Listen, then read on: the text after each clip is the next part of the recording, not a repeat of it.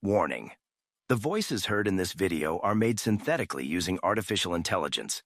Nothing in this video reflects anything actually stated by the real-life individuals involved. This video is for entertainment purposes only, and serious political content will be avoided for that purpose. Enjoy. It's a beautiful day outside, birds are singing, coasts are wounded. On days like today, viewers, like you should be watching presidents play Dragon Age 2. Welcome back, viewers. All right, nice reference, Joe. I give it a 7 out of 10. I have had far better openers, but looks like we are starting good with the content today, with Joe getting clapped up by another Qunari mage. Viewers, the death counter is about to go crazy. Oh, fuck, gabagood, gabagork, bark. Okay, calm down, Joe. It's time for you to face your Qunari demons today. Your powers have doubled since you last met a Cerebus. I think you mean your Qunari demons as well. Obama, last I checked, you also got clapped up by one of these horned dudes during your last episode. Bury my cutie patootie Meryl is down. That's like half my damage. I can't handle this. Joe, you have to spin the block for Meryl, remember? Don't let your waifu go down for nothing now that we banged Isabella. It's time for you to impress her this episode. There's nothing left to stop you from finally winning some waifu affection, but you have to lock in here for Meryl and the viewers. This is the most cringe shit I have ever seen in all my years. I can't believe I am somehow in third place with you two, but not for long. My get back will be good and swift.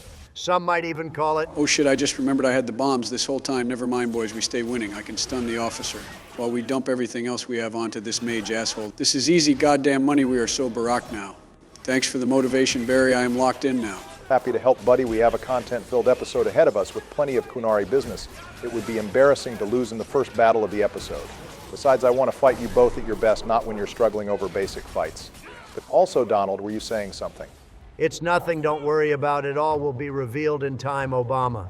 So why are we fighting these horned dudes, or are you just here to spin the block on the same enemy set up as Black Powder promise? No, we're at the Wounded Coast for two really important reasons. As promised, now that we have the Deep Roads Expedition funds, we are going to get cold-blooded for it. A massive stat buff in our Hawks damage. Then after that, we are going to do the side quest raiders on the cliff to get some new end. Powerful drip for Hawk as well. Thank God, because these robes are both in lore disgusting to wear and ugly as hell to wear. We are experiencing a drip emergency right now. Well, there goes 100 gold, but it was well worth it. Damn, bro, got sniped quicker than my ranked teammates. These raiders must be Grandmaster Hawkeye players. Joe, I have played rivals with you. You are the ranked teammates in question also. I like how Aveline is using this dangerous-ass moment to catch up with one of her guardsmen. Girl is chill when it comes to her co-workers. My girl has adjusted to her guard captain role incredibly well. We can get more into that during my next episode. Isabella also has special dialogue during this mission. She recognizes Yvette's marauders as a very dangerous group of pirates and likely had some run-ins with them before being shipwrecked. Well, as dangerous as they might be, they have really goofy names. Sounds like the gamer tags we would make when we were 10 years old and just got access to Halo. Joe, you were pushing 60 when Xbox first came online. You have absolutely no clue what you are talking about. Also, where the hell was Hawk 2 years ago when the Marauders were storming the keep to break out another pirate? I get focusing on the money grind. But you think, given how we have played Hawk, he might have stepped in once or twice. Maybe Aveline yelled at Hawk to not worry about it and let her handle it, since she didn't want Hawk taking more work from the guards now that she's in charge. She is the Union rep of the City Guard, after all. Aveline realistically could handle these guys, but since we just so happen to be in the area, we might as well group up to gank them. We would have a few more options to rally the guards if we were a diplomatic or renegade Hawk, gaining extra Aveline friendship. If we are diplomatic in rivalry, if we are aggressive, but since we are a purple Hawk, we just have to take what we can get. Also, fun fact, Hawk's diplomatic speech is almost identical to a speech delivered by the Sith warrior class in Star Wars Old Republic. Since that was also made by Bioware, it's a clear nod to the other title. It looks like the guards have to file their wills and taxes before they join us in the fight, but we got our allies on our side, so let's get it. We have Varric, our master disarm expert, so all I have to do is let his little legs lead the way. And this is easy money. If we plan on doing Varric's Companion Quest 2 this episode, that's going to be a common theme since Bartrand's manor is filled from head to toe with traps that can one-shot us if we run Dick first into danger. Wait a minute, weren't we supposed to do Varric's mission first this episode, doesn't it? Make the most sense to pull up to Bartrand's house and get our payback before we do random side quests or Qunari missions. That was Joe's plan, but he forgot that you have to finish one main quest before most companion quests unlock in Act 2. The only two companion quests you can do at the very start of Act 2 is Fenris and Sebastian. Speaking of, you might as well recruit Sebastian. When we are done here, he actually has some good dialogue with the other Qunari quest, if you plan on doing both, Joe. Oh, right, the choir boy. Yeah, I can pick him up once we're done here. I guess it wouldn't be terrible for the content to show his unique dialogue, although I know there were a few people in the Discord requesting that we don't even recruit him because of how dry he is. If I was doing my personal run, I would ignore his Act 2 quest and bringing him in the party in general. But the point of this series is to maximize the content, so good or bad, that's what we plan on doing. Also, you might want to focus up here. This fight is getting close. Ooh, there's another blood mage among the mercenaries. A perfect chance for you to get clapped up here. Sleepy, let me grab the popcorn. The blood mage isn't even the problem in this fight, Donald. I'm not you. I know the mage is stuck to the floor, and if I just keep my back line behind that border, all he can hit is Aveline. The bigger problem is this goddamn assassin who goes into stealth every 10 seconds and can two-shot our mages. Well, luckily for you, we have a Aveline who is immune and can tank his nonsense, so Varric can easily snipe him. Damn, the thick girl is almost as overpowered as the mage class at this point. I should have brought her along last episode instead of Carver. Everything is overpowered with you, Donald. Why the hell does every blood mage go into the pirate group in Kirkwall? Though first we had Leech in Act 1, and now this Fable mustache guy in Act 2. For being a strong Templar group, there sure is a lot of blood mages running the seas. Well, it's not like the Templars have a navy if Fel Orden just stays out of Kirkwall. There's not too much they can really do to respond to blood mage pirates. Plus, I imagine mages who can control the weather are incredibly effective in naval combat since they can summon storms and shit, even if that might be second fiddle to the Qunari black powder bombs. All right, enough of the mage glaze now that we killed the two pirate bosses. What was the reason we did this quest? I can already tell we don't get Aveline approval from this. Well, the less interesting things we get are 3 gold back at the keep and an additional boss encounter in Act 3, but the more interesting rewards are looting Fel Orden. We get the robe of the Notorious Pirate, which is a massive stat upgrade to the robes of the Spiral Eye. It looks far cooler too. Because of the diversified armor mod, we get a wholly unique armor. With a chroma change for Aveline, we are going to go through a few of these armors today, viewers, but we will cover that more as we pick them up. Well, with the armor picked up and the guards glazing Hawk, let's go pick up our last companion. Calling it now, I am not doing Sebastian's companion quest in this series. Yeah, I call not it on that too. I certainly don't want to do it. Well, I guess that just leaves me, you liberal rats. Why do I not want to do this dude's quest anyway? Just focus on this peak Varric fourth wall break here. Hawk said sarcastically. You know I hate it when you do that. Hawk muttered in an angry aside to the dwarf. So that is almost certainly what Cassandra is hearing for over 20 hours of gameplay, right, boys? Not the only meta joke of the episode, but this is just one big reason why you really can't hate Varric and enjoy Dragon Age 2. At the same time, this game is the Varric show. No matter how you slice it, bro, is the duty rag miss in 2 that Alistair was in Origins. Do you mean Deuteragonist Donald? I legit taught you that word in Origins. Yeah, that whatever. I'm a businessman, not a speller. I stay in my lane. Back to the Scottish man here. Doesn't it feel kind of late in the game to add another party member? We are about 12 hours in game-wise, and Act 3 has like no content, so we are practically more than halfway through the game now. It's a bit later than we would like. I would rather have a companion halfway through the game than at the ass end of the game like Legion in Mass Effect 2 or Justice in our Awakening series. Bioware has an issue introducing companions early enough in the game, despite companions being the main appeal of their games. I think that's the one thing Inquisition has over many other Bioware titles. They release all the companions at the start, and early enough that you don't miss out on much in terms of unique interactions. Hell yeah, lay that Inquisition glaze on me. Obama also, what the hell happened to Lord Harriman? That dude deserved a long life for being a based Ferelden supporter. You know, now that you mention it, it's entirely possible that this dude's kids hired Marin and in turn Hawk to kill Lord Harriman, and Bro just mistook his Ferelden supporting actions as the reason for the hit. Maybe, but we had plenty of other quests. Show how much beef Kirkwall has with Ferelden, so that seems pretty set in stone as a fact rather than a theory. Anyways, I will run the block on Harriman's kids, making sure each and every one of them will taste. Oh, what's the word? Well, you can figure it out while we check to see how our goat Varric is doing 3 years and 1 betrayal later. This conversation proves how much of a bro Varric really is, since one of the few conversations where we can give Hawk some roleplay elements now that he has moved up in status in Kirkwall. We mentioned last episode how only Varric and Fenris really ask Hawk enough questions about his own views, not just the companions' views. This is one of the few L's Varric takes, though, because if we try telling him about any money moves we want to make, like owning a business or getting a title, It earns rivalry from him. You would think someone with a based grind set like Varric here would respect trying to make your money talk, but I guess bro is still in his early stages of base takes.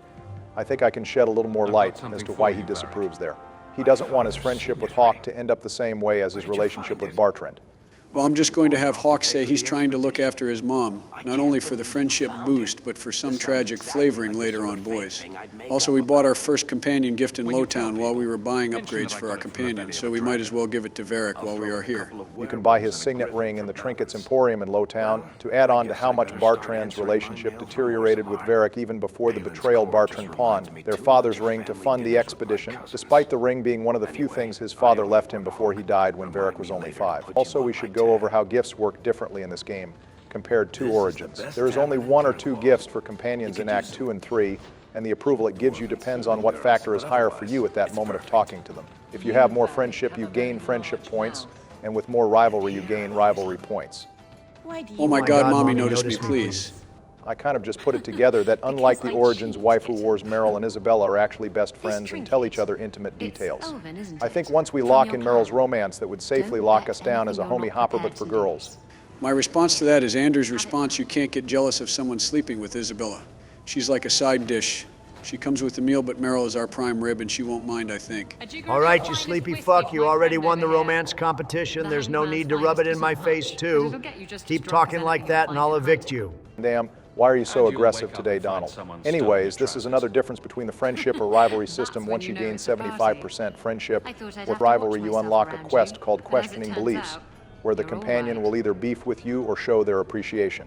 Donald has been glazing and flirting with Isabella nonstop, so obviously we have the friendship route. If we had the rivalry path, Isabella will complain about Hawk being no fun, and that not everything in the world is Hawk's problem. That's ironic since almost everything in Kirkwall ends up being Hawk's problem anyway. Also, calling us all right and saying we're not afraid to get our hands dirty is somewhat ironic after what Donald did with her last episode. Man, reminding me of that night almost made me forget that we have to deal with the communist Oxmen already. Thank God I'm not playing, because seeing Isabella is not leaving my head in the right mindset. I'm sure the blood flow will return eventually, Double D. Anyway, sorry we are late, Arishok. We had to bang a pirate and do a small beach episode first before we deal with whatever life-ending situation Kirkwall has going on this week. What's fine, bro, is just busy sitting in the most uncomfortable chair imaginable and losing more and more men by the day to Chantry and demon ganks. I'm sure he was perfectly fine waiting. Damn, the Arishok has really been sitting on a chair with no back support for over 4 years. This dude's spine is either made of pure metal or he has critical 5 back pain right now. Either way, he is really God's strongest soldier right now. Guys be like, rate my gaming chair, and it's just a hunk of wood that he found outside that he thought looked cool. Seems like it's working for him, bro. Is farming maximum respect out of the elves and the viewers, maybe. I need to grab a giant hunk of wood when I game and meet with foreign leaders. It can't go worse than what I'm doing currently. Yeah, we're not going to cover that one. Looks like we have to find Jarvase again, since Bro is the only person in 3 years that stood out as a suspect in his eyes. Quick, Varric, you're a dwarf. Please give us intimate knowledge on where another dwarf is in this vast multicultural city. Merchant territories and such. They don't do that unless someone left in a hurry. I'd have figured he'd work some noble. He's sure not a burglar. And somehow that worked too, as George would say, the base dwarven senses strike again. Bro was really having a going out of business sale of his stolen goods. Guess we have to hit up Darktown, and while we are there, we might as well hit up the only other reason to go to Darktown. Well, that's ironic. Looks like Isabella is getting a little bit of herbalist treatment for her docking port. I'm no doctor, but if we just hooked up with her last night and she's already going to the Kirkwall Free Clinic, I wonder what that means for Hawk and his Lil Hawk.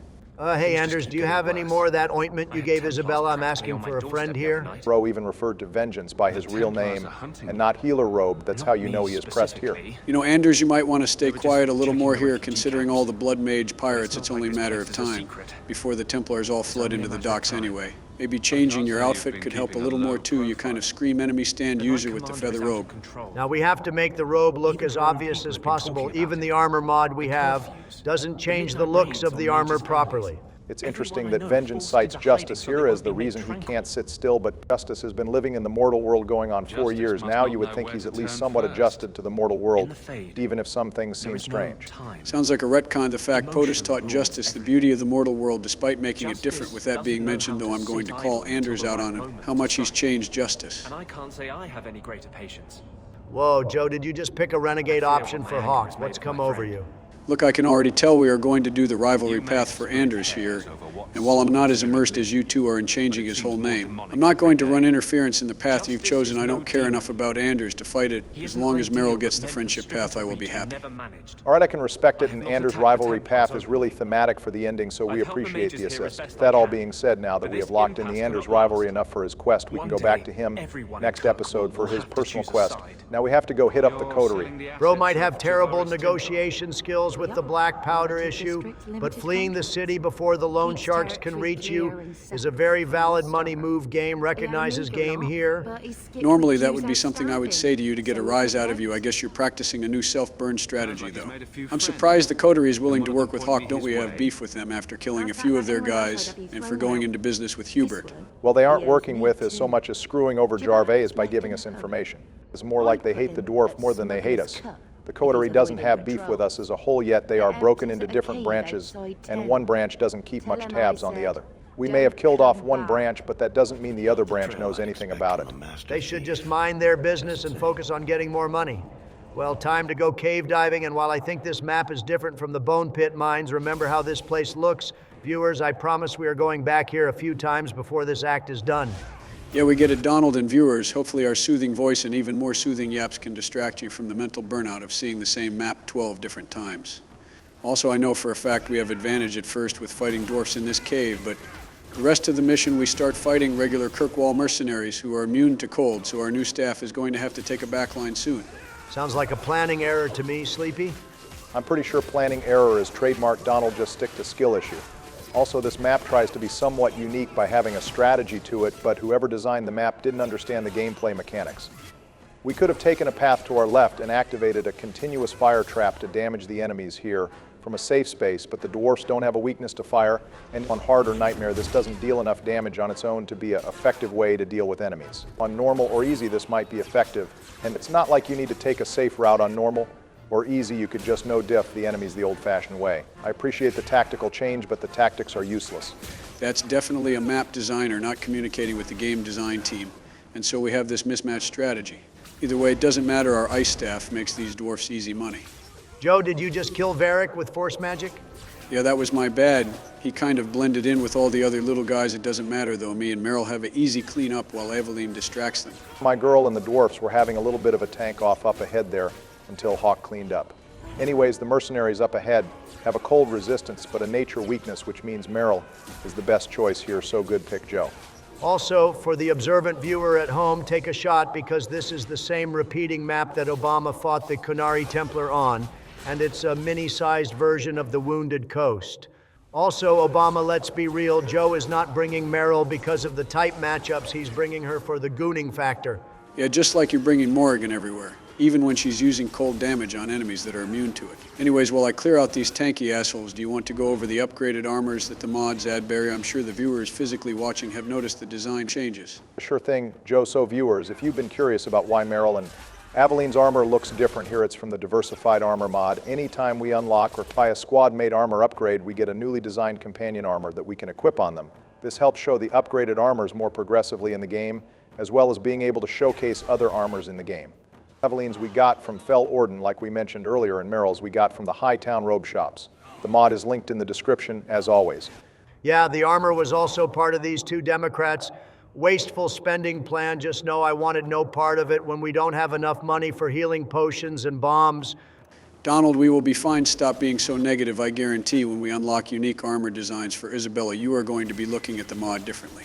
Oh, Mommy Isabella, yes, please make her fabulous. See, my future site is upgrading also. Holy shit, how many mercenaries did this guy hire? They had a whole squad of reinforcements to flank us better than Loghain did at Ostagar. Yeah, I was about to say you need to lock in here. This fight is getting dicey. Also, even if there's a lot of enemies in this fight, we are hurting his pockets after he sort of hurt our pockets. So that seems like a fair trade-off to me. I wonder if there is a survivor group of mercs that lost all their friends to a random hawk stumbling through their team.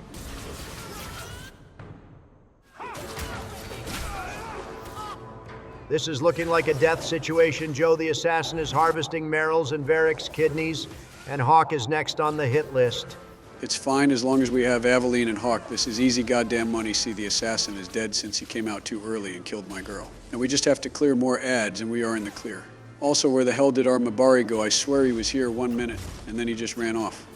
I think one of the archers got him, but it doesn't matter time to pick up this dwarf by his ankles and shake him out for his money in Qunari black powder. You know, normally I would be pissed that we wasted time going after the wrong guy, but costing this dude a bag is oddly satisfying. So we do have the option of killing him, which in my mind is one of the few evil, or evil's sake, decisions in this game, since this guy really had nothing to do with the poison gas plot. That's fair. The most this dude did to Hawk is try to cheat us out of a bag. Yeah, Hawk says something like, "You're too annoying to live before murder," knifing him. It's pretty based, can't lie. Yeah, but I'm pretty sure everyone will disapprove of that, so it's not really worth the murder knife. Three morally good companions being Sebastian, Aveline, and Varric disapproves, while no one does approve of this decision. I knew he was no burglar. We're not climbers. Look, I'm minding business, same old. And out of the blue, If we don't kill him, we get some special dialogue after, which is better for the content. Okay, but counterpoint, have we ever murder knifed anyone in a cutscene yet in this series? I'm sure the viewers can remember them better than three middle-aged men. But I remember murder knifing Jowan and the magistrate's son, and Barry pushed that one dude into lava. Jowan doesn't count. You were trying to save him. If that's really all we've done in this series, we really need to up our kill count soon. Bro killed a whole camp and still wants more death in his Dragon Age run. Joe can't remember he was the president, but remembers shit that happened 7 months ago. Well, Donald, you can feel free to start increasing that. During your episode, no one's stopping you, but for now, let's watch Javaris here loot the mercs he just hired to recover his losses. Also, that long breath from a short shaft line is a reference from the Codex in Dragon Age Origins, where the same line is said by one of the cross-cut drifters in Caradin's Cross. What a mess of mud and blood. No resale value at all. Hire cheap guards, Hawk kills them. Hire good guards, Hawk kills them. Outside, I don't have to pay them. Damn, imagine being a mercenary hired by a dwarf to escort him out of the city, then a dude named Hawk shows up, kills all your guys. The last thing you hear is the dwarf saying, "Damn, I better take this dude's Jordans." Half a locket. The hidden story of love. I respect the grind, waste nothing if it can make you a bag, and my dude is going straight for the boots. Nice fourth wall break at the end. I like how this game balances goofy and serious themes. It's nice the developers can roast themselves a little about the fact the enemy types are not diverse enough, and they all look alike. Oh, look, another one of Aveline's co-workers that we won't see again after this. What's going on, Mason? God, Captain, I can't even describe. My girl immediately took charge. You love to see a companion who can be competent and get shit done. If we didn't bring Aveline here, this scene goes a little differently. The guard tries to stop Hawk from going in. You have to convince him, similar to the Plague Guards in Mass Effect 2. Also, if you pick the aggressive dialogue here, you wait out the poison a little at the cost of some Aveline rivalry, but it does make the encounter slightly easier. Sounds like yet another casual W for the true Renegade mains. Ferrets, again, a nice gameplay mechanic, but the poison gas really isn't a major problem in this fight. Sort of another example of gameplay decisions that don't match the game mechanics that we were talking about earlier. The real reason this fight is a problem is the 3 or 4 officers we have to kill every wave. Sounds like a skill issue. Just adapt, otherwise you're going to be skill checked by a elf and unnamed mercenaries Sleepy.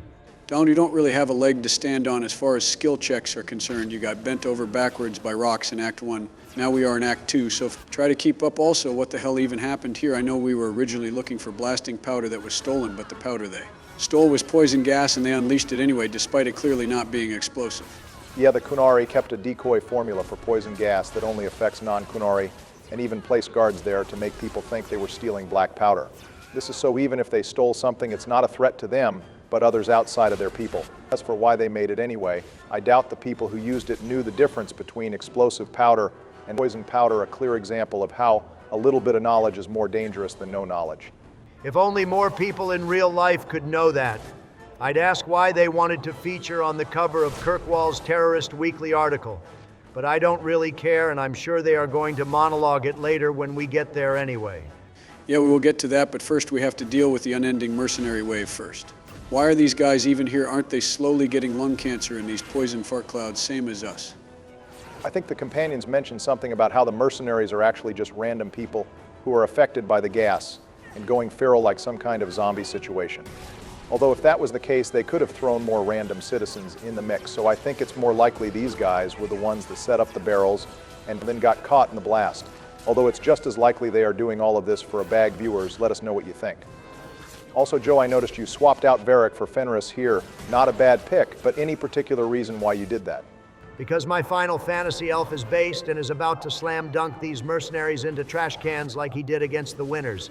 You're like 20% right as always, Donald. I did notice Carver and Fenris were the most effective against the mercenary commanders. They deal more damage. Most importantly, they can tank and take care of the adds that these mercenaries summon. So it's not like we needed a lockpicker, so I would rather have some more beef for these large-scale fights. A rare W from you, Sleepy, picking up on my tactics. The double warrior strat is all you really need, not robes or lockpickers. Not a bad idea at all, but we do need plenty of damage. Even if we take care of the adds, the commanders are still here with the ability to heal as well as drink potions. They are buffing the adds that Hawk and Merrill are trying to take care of. Holy shit, I am not doing any damage to this goddamn guy. It's been like almost 2 minutes, and he's healing more than I am damaging him. This is some of the most tedious shit I have ever faced. I knew I should have just gotten Dispel to stop his rally healing. For Dispel might have been a good idea, but just stunning him with Horror and other crowd control abilities works just as well too. If you get too pressed by all the enemies, you can funnel them to the stairwell.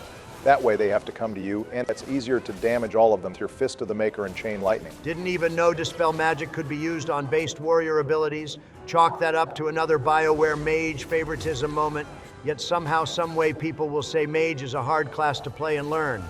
Donald, I'm so annoyed about this fight. Right now I don't even have time to address it, but all this tedious fighting did have me come up with a comment question for you all if you are ready for it. Out of all the Dragon Age series, what, in your opinion, is the most tedious or disliked fight in the series? Like, what fight do you just sign and groan when playing, or lower the difficulty to casual just to clear through it easier? For me, I have to give it to the Arishok fight, but not the duel, even though that has its own problems. I have to give it to the group fight if you refuse to duel him or don't get the opportunity to duel him. The amount of Qunari and Qunari mages this guy throws at you, in addition to being like top 3 tankiest bosses in Dragon Age 2, is absolutely appalling. Plus, bro has a massive amount of healing potions and invulnerability frames to make the fight last longer. I've seen videos on YouTube where the non-duel lasts over 20 minutes, which is insane for one boss. Perfectly valid, Joe. I'm glad you can look at the game's faults as well as its positives. As for me, I have to give it to the Titan Guardian. At the end of the Descent DLC, that fight highlights so many problems with the party management system. Almost all of the difficulties seem to come from the fact that you can only make one character run around at one time. You can try to out-tank the fight, but the most common strategy is to just run around and use one ranged unit while dodging her attacks. The Guardian is too tanky and his moves are too annoying to deal with, that you have to create a unique strategy just to fight this thing, and it's not interesting for anyone in my opinion. Not a bad take, Barry Donald. You don't have to say yours. We already know it's the mage hideout in Origins. Eat a dick, Joe. That shows how little you really know. My least favorite fight in the Dragon Age series is the Envy Demon in Inquisition during the Templar quest line, specifically on Nightmare. That goddamn thing was the multiplayer boss fight cranked up to be 10 times more difficult, and it has multiple phases, each needing their own strategy, and one of them just being invincible and summoning a whole ad army where you have to fight the wave combat to end all wave combat. Then he repeats his first phase to finish it up, all while we have the little ghost boy, who we don't have equipment for, to help us if that fight wasn't bad enough on its own. I think I speak for everyone when I say fuck the Envy Demon boys. All right, it's better than another blind shot at mages, so I will give that to you. All right, viewers, let us know your least favorite or most tedious fight in the Dragon Age series. Our editor will read everyone. His favorite will be featured next episode, but with that being said, bear in mind, showing our favorite comment from last episode? Yeah, sure thing, Joe. Our featured comment comes from Optigoku2611, who sided with my choice of the Deep Roads and 2 being the best section in the game, which is a very cultured decision. Rest in peace to losing Bethany the first time. That's really the bad ending, but I'm sure it helped you ingrain that map in your mind and helped you learn the other outcomes of the mission. Also, you said you were young, so you grew up playing Dragon Age, which is one of the most based actions you can have. Thank you for your comment, and can't wait to hear what your least favorite fight in the Dragon Age series is. Well, we cut ahead since the fights started repeating themselves for waves 3 and 4, so you already saw how these fights are going to go. You know that dialogue implied that this girl killed her own child, which is both sad and scary as fuck. I don't know why people think Dragon Age 2 isn't dark. This is some Dead Space level shit right here. She was surprisingly tanky for a random elf woman wielding a kitchen knife. Speaking of tanky elves, though, we have one more fight for this main quest, Joe. Let's see your moves here. Jesus Christ, I just realized we are still only on the first mission. Don't we have 3 goddamn more quests to go? Strap in, viewers. This is gonna be a long one. Also, what the hell is with this girl's veins? They are worse than the tweakers that got off the boat in the prologue. I think she's also starting to be affected by the gas, but not to the same extent as the baby killer. I always wondered if this girl is supposed to be Dalish or a city elf. She talks about her people losing her culture twice by being Qunari converts, but that's usually a Dalish perspective, not a city elf perspective. I'm also surprised my cutie patootie Meryl doesn't have more to say about this girl's plan. They both seem to want to help their people and go to intense measures to do it, even if this chick is doing it by killing people. It seems like a definite oversight. Meryl is usually very vocal about elven issues, and it's why she spends time after the events of 2 helping the elves of Kirkwall rebuild to get to safety. Fenris normally doesn't care unless slaves are involved, so I'm not surprised he doesn't have anything more to say on it. Also, she is one of the few units in this game that has a unique set of resistances. She is immune to frost and nature, but vulnerable to spirit, so the staff you get at the Deep Roads or Malcolm's Honor are your best bet for the mages. Yeah, but I'm not going to have Hawk switch halfway through the fight, especially when Meryl already has one equipped and the boss is getting absolutely rammed by our squad. While we clear through the ads, let's get through our first round of super thanks from last episode. Obama, you want to go first? Sure, we will start with the Cassandra and Josephine donations first to give the humans romance at the top for no apparent bias reason. First off, we have $10 from Austin, who agreed with Joe's take on the Dead Trenches being the best Deep Road segment and also supporting Cass as always. Thank you for being an active donator and active in the Discord. We thank you. We also had a few Josephine romances rise up last episode. First off, tying another donation record, we have 100 European monies for Anti-Ijuotazniemi, who has finally locked in a waifu being Josephine. Thank you for having the longest donation streak every episode, man. We really appreciate all your support as a top donator and based romance choice. We also have another $10 from a longtime viewer, George Gale, who also sided with the base takes of the Origins, Deep Roads map being the best. Thank you for being an OG viewer and a longtime supporter. As always, Josephine is comfortably in 3rd place as of right now and is not out of this competition yet. Well, looks like we will have to take the super thanks donations in shifts as always, but does anyone find it ironic that the 2 party members going down in this fight are the elves after this girl was willing to be a terrorist to fight for the elven people? To be fair, she probably sees an elf fighting with a human noble as the ultimate form of betrayal. This won't be the last we hear about elves converting to the Queen. It becomes a pretty strong theme throughout this game, which is a natural progression of the elven racial issues that slowly became scrapped as an idea over time in Inquisition and Veilguard. Something content warning about triggering topics, or people just didn't want racism in their video games, even if it's fantasy racism. It does make decisions like the Qunari and Solos far less interesting, though, when you look at it that way. Well, with the crazy mercenaries cleared out over 10 minutes later, let's finally report back to the Arishok what happened to his stolen gas plants. Bro does not take being wrong very well, especially since people keep poking and literally gaslighting them, hoping for a reaction. There's probably some real-life equivalent to this, but challenging the people who spend the most time in Thetis building up their military soldiers in inventions of war doesn't seem smart. Now, the humans could take the Ox Boys. We just need to sneak in at night and take their swords first. Then we create clinics that help them cope with anxiety and make a fortune. Is that your new business plan? What happened to the Robe Emporium? I thought the 100 gold ahead was all you needed. You even had some viewers siding with you. Let's just say I had a change of perspective. The robes deserve swift and clean curb stomps, nothing more or less.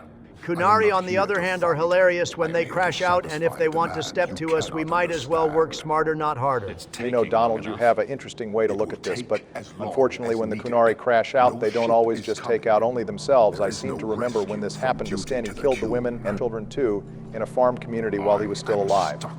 You know, learning about the Qunari's history in Kirkwall, I have to think Sten felt extra bad about how he reacted, since the Qunari are probably more aware of how they look to outsiders when they already tried to conquer lands before. That line with the Guardian during the Ashes quest line hits a little harder now.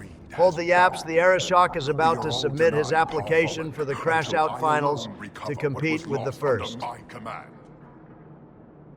That is why this elf and her shadows are unimportant. That is why I do not simply walk from this pustule of a city. Fixing your mess is not the demand of the Qun, and you should all be grateful! And scene. Joe, I will give you $20 to actually say that in front of him after he says that, just to see what happens. Oh, hell no, I won't be telling him shit until we reach the Arishok duel. If I said that IRL in front of him, bro, is definitely impaling me, drinking his Qunari juice out of my skull. Pussy. A real president isn't afraid to get in the face of any foreign leader, no matter how much height they have on them. All right, Donald, sounds good. Why don't you walk up to him right now and see what happens?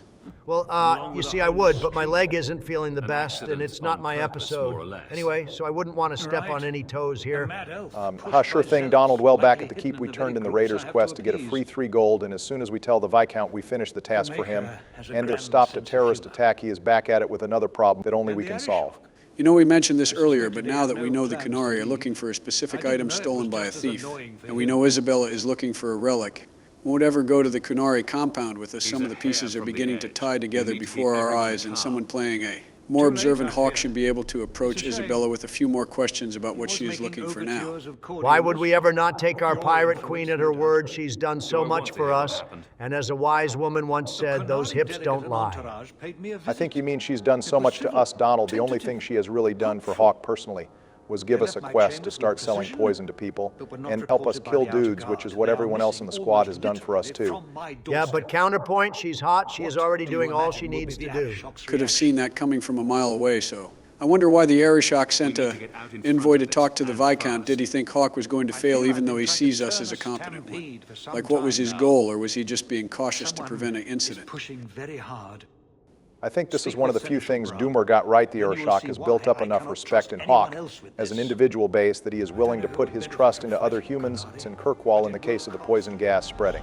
I wonder if that might have explained the guard response time in containing the situation. Oh my God, my glorious King Bran. Oh God damn it, Joe, get the Kindle. No, don't worry, I'm fine. I think that guy just drew the unlucky straw with his patrol route today. If the Viscount actually responded to the incident, he probably would have asked Bran to do it. By extension, Bran would have hit up Aveline, since that seems to be who he defaults to when shit needs to get done. You know, now that I think about it, Aveline is basically the Robin to Hawk's Batman. It's like when Batman is too busy dealing with something very important, Robin comes in to take care of the lesser issue. That's an interesting point, but if Aveline was going to be a Robin, she would definitely be Nightwing, but less renegade. Or she wouldn't relegate herself to being a sidekick, and she would rather be a partner or go off on her own. Also, some consistent lore here being carried over between the games that Donald keeps joking about the Qunari emissaries were Arishok or foot soldiers. However, just like Sten, they are given weapons that they consider their soul and are unable to part with it no matter what. Bran rightfully knew this being competent and offered a compromise to tie their swords to their waists, so they still had them but couldn't use them in case they tried to run the fade on the Viscount. See, like, I get that, and that's reasonable, but it sounds like they were grabbed right outside the keep. I mean, I doubt they would be able to jump the Qunari in the keep without anyone noticing, so it must have happened in Hightown or somewhere else. Why didn't they untie their swords after they left the Viscount's throne or office? They clearly walked to the keep without killing people. What, did they expect them to be tied up until they got back to Docktown? That's a admittedly weird plot hole, although I always figured Bran sent a few guards to show them the door. One of those guards was the corrupt guard who let the abduction happen. Still, it is weird and there's no explanation, so this might just be one of those plot moments we are not supposed to think too hard about. Welcome to the railroad, choo-choo. Well, Bran might be stumped on where we can find our guy, but let's see what our companions have to say. Although where you find a swordsman so eager to sell his honor and duty, I'm sure I don't know. The Hanged Man. Hanged Man.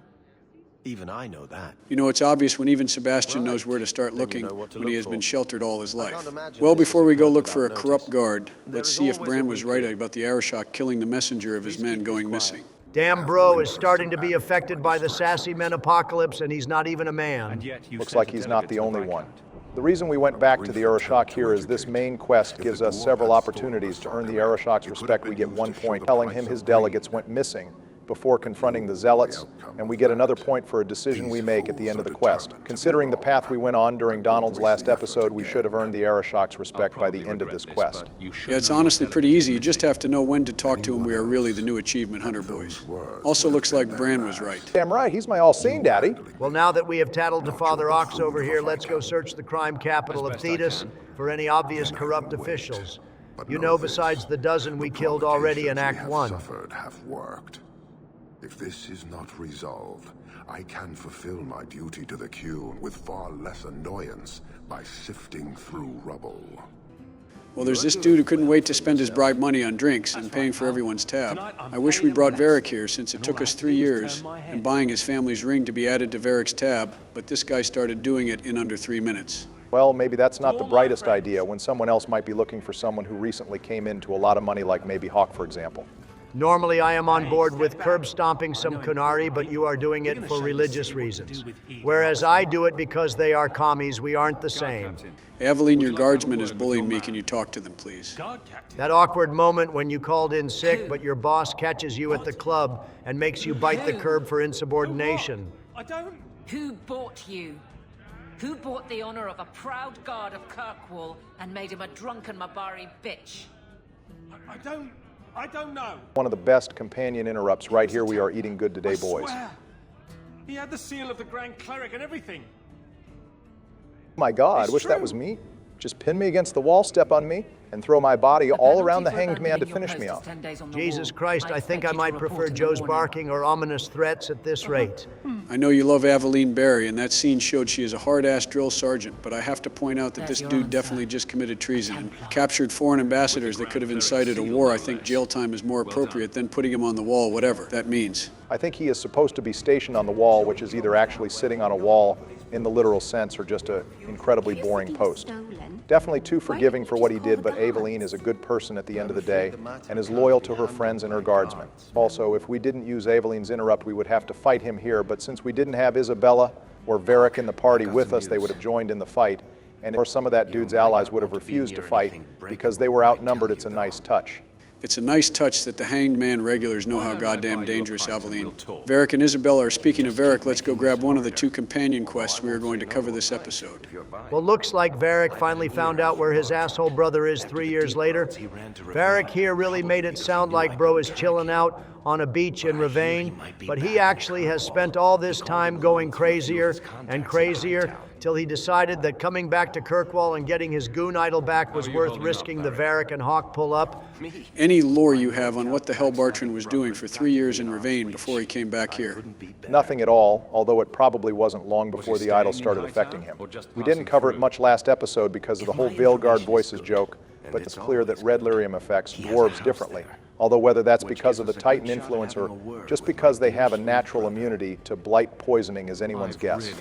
It is clear, though, that the first stage is an amplification of emotions already present. In someone in Bartrand's case, it amplifies greed, and in Varric's case, it's clear it amplifies his anger to an extent, as we will see later.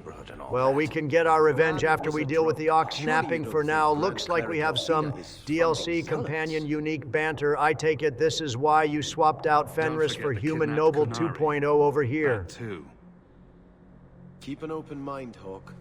Elthina isn't behind this. Yeah, even if me and Barry have beef with this guy, we might as well showcase the few scenes he has that offer lore enrichment. He is glazing Elthina too hard here like my guy. We already know Elthina isn't productive enough to incite a race riot on her own, but someone in the Chantry is, and she's clearly blind to it. Hey, I still like him more than the mages. He earns a lot of points being a human noble.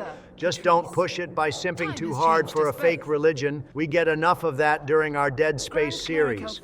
Well, speaking of insufferable cult villains here, is Mother Petrys here somehow not curb stomped 3 years later? I know some people mention siding with her just to see what happens, but honestly, we like to have roleplay reasons for most of our decisions. Even if we are roleplaying someone who hated the Qunari, I can't find a reason to side with a girl who is manipulative and has tried to kill us. Yeah, we would honestly rather just tell you what happens when you side with her, since it would be a weird gray area on our Hawk story. Also, since we can't realistically show you every single outcome in person, when we are only running on one save file here, we thought it would be a good idea to start doing a few shorts to showcase alternative scenes we didn't get in our main playthrough. Hopefully this might show you guys some hidden mechanics and scenes that you haven't seen before, but not being pressured to always do the road less traveled in the case where we can't justify a roleplay reason for it. Oh, so now you assholes want to focus on more roleplay heavy reasons. But screwing over our big bro for a dude who tried to kill us was such an in-lore decision for POTUS to do, right? Honestly, Donald, if POTUS could forgive and work with his own brother who tried to kill him and killed Trine, I'm pretty sure POTUS would forgive, if only to use Loghain to stop the blight. Hell, POTUS might actually use Petrys here to try to deal with the Qunari problem with some political manipulation, which would be really cool if it was a successful outcome in this game. Fair, but Hawk isn't as strong of a political figure as the Warden or the Inquisitor. They do have influence in the chaotic realm of Kirkwall, so outcomes like that aren't really realistic for Hawk's character. The most we get in terms of a political maneuvering is, earning the Arishok's respect. in solving the Qunari invasion semi-peacefully. Yeah, which we sure as hell are not doing. Don't even think about having peace with the Ox Boys. I would rather rack up the death counter personally doing that group fight than risk my pirate queen. As hilarious as trading in Isabella would be, or to have you do the Arishok fight, believe me, Donald, you are the last one we expect to tackle that. Just stick Qunari free for the sanctity of this death competition. Speaking of that, though, pray for me, boys, because I have a feeling this fight is about to be longer than the poison gas fight, and that's for one singular reason only. Normally I would be bricked up at watching this Templar curve stomp Mage Hawk and Merrill, but this asshole insulted our pirate queen's side piece, and for that he has chosen death. Let's drag him to hell and bring him to judgment before the real god of this world, Sandel. For big bars, Donald. Yet, Joe, this might be in the top 10 hardest fights in this game, simply for the sheer number of enemies that come at you all being buffed by a tanky Templar with Rally. The alternative outcome of this quest, where we kill the Qunari, is actually easier, as we only have 2 waves of enemies instead of 4, and we also get the Templar to fight with us in this outcome, who can stun lock a few enemies. We have already said how little roleplay sense that makes for our Hawk, though, so we are going to fight them the old-fashioned way. Good luck, Joe. Bro, she really gaslit the crowd into fighting us and then ran off like a 10-year-old who just put a spoon in the microwave. These guys are really some major pussies for slitting the Qunar's throats when they can't fight back time to show them how a real fighter gets things done. I got walking bomb on my cutie patootie, and all these civilians are easy explosive fodder. I'm calling this the 2009 Barric Special. Needless spray there, but I can't lie, the results are simply gorgeous. That's the perfect amount of destruction. But I was going to ask what your strategy for this fight is, but looks like you are going Scorched Earth, just double area of effect spells on the weak enemies, while Aveline solos the Templar. You have 2 mages and an archer, so makes sense you would want to take out the numbers first. If you went Fenris and Isabella instead, it would be more beneficial to focus everything on Varnell instead. Wait, hang on. Sebastian can make a shadow clone of himself that takes aggro but doesn't take damage. That seems really broken, especially since we already have a dog that can do that. What else can his specialization do?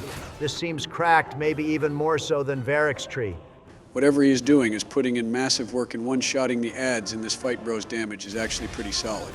Sebastian's Tree Royal Archer shares a lot of similarities to the Shadow Tree that Hawk uses. The only difference is more focus on archery damage and survivability rather than just pure stealth.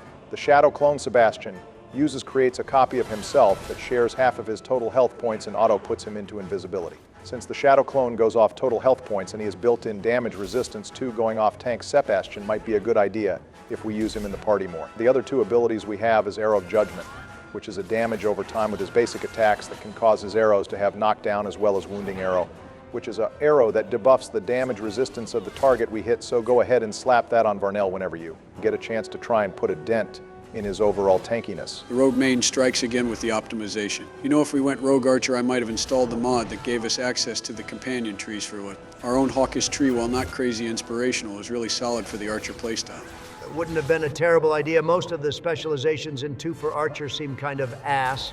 Just looking at them on my phone, the best is Shadow, but even that one is all utility. Inquisitions, specializations with Tempest and Artificer go way harder for the tactical gameplay and the powers. Don't sleep on Assassin for Archers either. In Inquisition, the damage combos that the specialization offers do more than you think. I guess we can decide it as a group for now. You might want to lock in here, Joe. The health bars are getting kind of low here, and we only have 3 health potions at the moment. Yeah, I just realized I forgot to buy more health potions before this quest. It should be fine. Though we have a few elf root potions, we got our dog back up for some extra tank possibilities. Total skill issue on your part, Sleepy. I'm really hoping these peasants clap you up twice to tie us over at the half. If Joe hasn't died yet, he probably isn't going to. He is about to be on the 3rd round of ads, and they get smaller on the 4th and final round. Still, this fight is going to be longer than the last one, so we might as well cover the last bit of super thanks while we do. Joe, you want to shout out the super thankers for solos while we are just slugging away. Sure thing, and viewers, to keep you updated at the time of this video, posting solos is currently well in the lead, so plan your donations well ahead of time. Now for the donations, first off, starting another donation streak for his favorite egg, we have a $150 donation from Robert Wadsworth, who is supporting solos harder than a Diamond Jeff Main for the favorite egg. Shout out to your favorite Deep Roads map, being Kyle Hirrell. That was one we didn't mention in our comment question, but the map design is still peak. The final boss is easily the most memorable boss in Awakening. Thank you again for this kind of support, man. Even if it's never required, it is absolutely insane to see how much hype we have for Inquisition. We also have 50 European monies from Uber Super Sloth, who is an OG viewer who has thrown his hat in for solace for the love of the lore, which is what we call being berry-pilled in this business. That being said, man, thank you for the donation and for your constant support and analysis in the comments. It really helps the channel and our own perspective. Remember, the romance drive isn't over until we reach the first episode of Inquisition, so we have plenty of content to get through first. Well, we shouted out all the super thankers, and I guess this is the last wave of enemies, but the Templar's health bar still hasn't moved yet, and we are running low on all our resources to add on to the stress. Also, Merrill is about to go down sleepy. No reason to panic yet, though Joe's sure we are down one damage dealer. He also doesn't have any more reinforcements after these guys, so as long as you can take them out without losing anyone else, this should be easy goddamn money for you. You know, watching all these peasants die for the last 5 goddamn minutes of game time, a thought just occurred. Maybe siding with the Qunari would have been more appealing for players if the zealots actually changed the outcome of Act 2. Like maybe we could have rallied these guys and bowl-cut Templar asshole to our aid when fighting the massive battle royal against the Qunari. As it stands, the only real difference is who you fight in this quest, and Mother Patrice surviving Act 2, which feels more like one of those telltale decisions that doesn't matter in the long run. Giving us alternative endings is always the best way to feel like our choices matter. I would be down for siding with these guys, honestly. If it meant ending the fight already, this shit is bonkers. I mean, I have a newfound respect for Sebastian Bro is getting the MVP highlight reel with the absolutely insane kill counter, but I am ready to be done. This dude is just not taking damage. Well, now we just have to kill him. All the ads are dead. Trust me, this would all be worse if Templars had any immunities. I think we are at the point where we can skip ahead here, viewers. You can see he's not going to do damage to us. We aren't doing damage to him, so let's cut ahead now. The viewers get the point. Well, it's been another 2 minutes for us, but for you, the viewers, I'm sure you've noticed our health bars barely moved. Bro put every stat into health, none into damage. He is the true darkness of the Dragon Age setting. I doubt that guy was really a Templar instead of Holy Smite, bro. Just chucked bombs at us. He was clearly some discount fighter disguised as a holy mage stomping paladin. Well, now we have the second choice in Act 2 that can lead to massive Arishok approval. We can either deliver the bodies to the Arishok and let him know exactly what happened here, or we can burn them and try to cover it up. I like how the right answer here is learned, not only from our interactions with the Arishok, where he references lurking in shadows, but also the lore points we learned from Seamus about the bodies of Qunari dead holding no special value or honor once they die. The Arishok here won't care about the state of the bodies, but will instead be annoyed at not being informed, and Hawk instead trying to hide the truth from him. The Viscount here, unsurprisingly, is the one that pitches this idea, since Bro is scared shitless of the Horn guys, and that should be a gameplay clue on its own to not hide the bodies if Baldy's Basics over here suggests something do the opposite of it. Unless it's to kneel down and be stepped on daily by Mommy Meredith. That's always sound personal advice. Man, we focus away from Isabella for one episode, and this is the shit that comes out of Donald's mouth. Lots of dead bodies. You have to break the tension somehow, you know? To get someone else gooning after we are done with the Viscount, we can pick up Aveline's companion gift, the Shield of the Night, herself, in a nearby crate on this map. Oh, hell yes. Give my mommy a stronger shield? Well, I will save it for you to give to her next episode yourself, since now that the Arishok's respect is earned, we can start a long streak of companion quests. Now, after just one more conversation with Father Ox. We really don't have to explain shit to you, big guy, but we have Paragon Sleepy Joe playing right now, so I guess you get this info for free. If we attempted to hide the bodies, he will have already found out the next time we talk to him what happened to them. This obviously makes tensions worse, as he notes that the only reason we would have hidden them from the Arishok is because we are just as scared of him as the Viscount. I wonder how many people hid the bodies from him for just that reason during their first playthrough, Bro. Has a scary aura, I wouldn't blame them. Well, it's time to grow a pair sleepy, since we have to spin the block on Bartrand for stealing our idol and mildly inconveniencing Hawk and his family when he locked us down there. Donald Carver almost died. Exactly. That's why I said mildly inconvenienced. Now it's time for one of the coolest sections in the series, Varric simply displaying 1% of the true power of dwarves.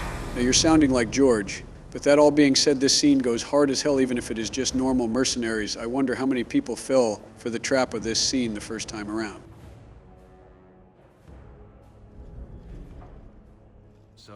Varric is really over here, starting out this mission like it's a Red Dead Redemption duel mixed with a little bit of Scarface. For good measure, I'm surprised he doesn't use the line, "Say hello to my little friend," at this point. I'm surprised Varric doesn't just drop a title card during his lines, or a baby dragon companion for a little bit of balance to the story here. Damn, you know, after spending nearly 20 minutes this episode slowly killing these guys, it feels satisfying to two-shot all of them. Have them explode in a bloody mess like we are playing Fallout. Thank God they kept these guys easy even on Nightmare. If Varric pulled out his narrator stand more often, we would already be on Act 3 and Deathless by this point. If you can't tell viewers gameplay-wise, during this scene, Varric constantly regenerates health like in the bullshit opening, and our cooldowns are practically non-existent. The enemies here are also boasting 0 armor, regardless of difficulty, despite having the same health pool, just a massive gameplay. Story W here, if Dragon Age 2 did more of these, it would be a true work of art. I mean, it would be one of the greatest memes in gaming, but I don't think this alone is saving the repeating maps. Oh, speaking of repeating maps, viewers, take a shot because this is the same map as Fenris's mansion, and we are going to see it again momentarily. And we'll have to remember to have our editor put the drink counter in the Dragon Age 2 movie. In fact, to balance it out, take a water shot for every death we have. Between Donald's 3 deaths per episode, it should almost balance out. Not anymore. Democrats, just you wait for what I have in store. Okay, that was ominous as hell. Donald, please refrain from doing whatever the hell that was. When Varric here is really putting in work, when he uses his plot powers, he probably heard us glazing his competition in Sebastian's tree. Yeah, I don't know what we're thinking. Sebastian's shiny armor must have blinded us to the truth. There is only one true archer, and their names are Varric and Bianca. I mean, just look at that attack speed buff bros on crack. This is the kind of smoke Varric needed when he pulled up on Solus. Solus would have cried and threw up if he was facing this Varric. I don't think the domain expansion is saving him. Also witnessed the least impressive Varric trick shot. He probably would have done the same pose as Bartrand here too. Please forgive me, my brother. I was just jealous of you. How could I ever compete with you for Mother's love? You're strong and handsome, and so very smart. What? Again, Cassandra is taking a massive L here. I definitely preferred Varric's version here to how all of this actually went down. The gameplay was way more fun and interesting, less sad too. We wouldn't have to deal with our wifus betraying and getting downed if we had this version. Don't hand my girl any else. She is just interested in getting into the true lore as to what happened. That's a woman after my own heart. Is the lore here really that important? Why does she need to know what really happened? I mean, is Varric's exaggerated story any more crazy than Hawk destroying a massive rock monster that shoots lasers, or recruiting one of POTUS's former friends with a completely different British voice? Well, this helps follow the trail of the Red Lyrium statue, which is a main plot point in the game, as we know who eventually comes into possession of it. Red Lyrium also becomes a major plot point in Inquisition. So all that being said, I'm surprised Varric's companion quest isn't just a main quest at this point, although why someone wouldn't do Varric's companion quest, I don't rightly know. If you're not playing every companion quest that you have available in this game, then you are not playing Dragon Age 2, right? Unlike Origins, where you might be able to understand the character without their quest in 2, you won't get anything but scraps if you don't play their respective 2 or 3 missions. Oh hey, Orzam or Dwarf, feels like it's been forever since we have seen one that doesn't just act like a normal surface dwarf.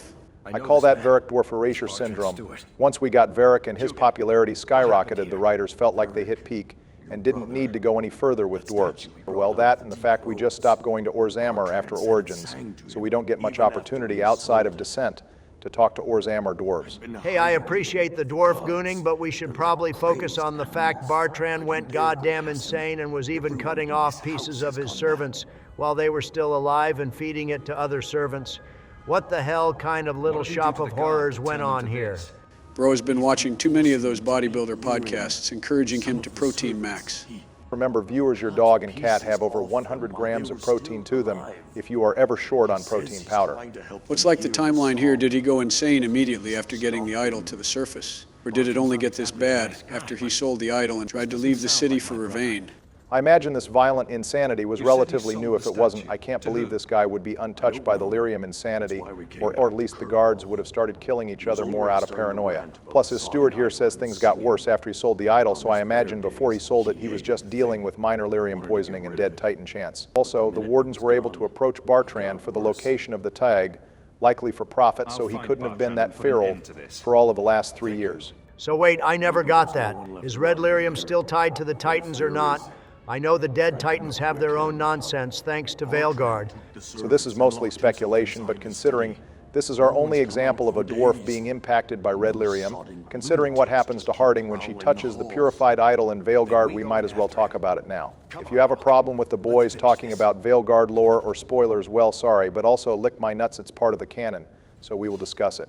Hey, that's my line. And so considering this idol specifically has relevance to the Titans, song I imagine whatever happened to Bartrand was a corrupted version of the Titans, which is why it seems to impact Bartrand extremely and why he complains about hearing a song, although this could be linked to normal blight. Meredith, however, doesn't complain about hearing a song at all, so it seems like she just has the normal emotional amplification.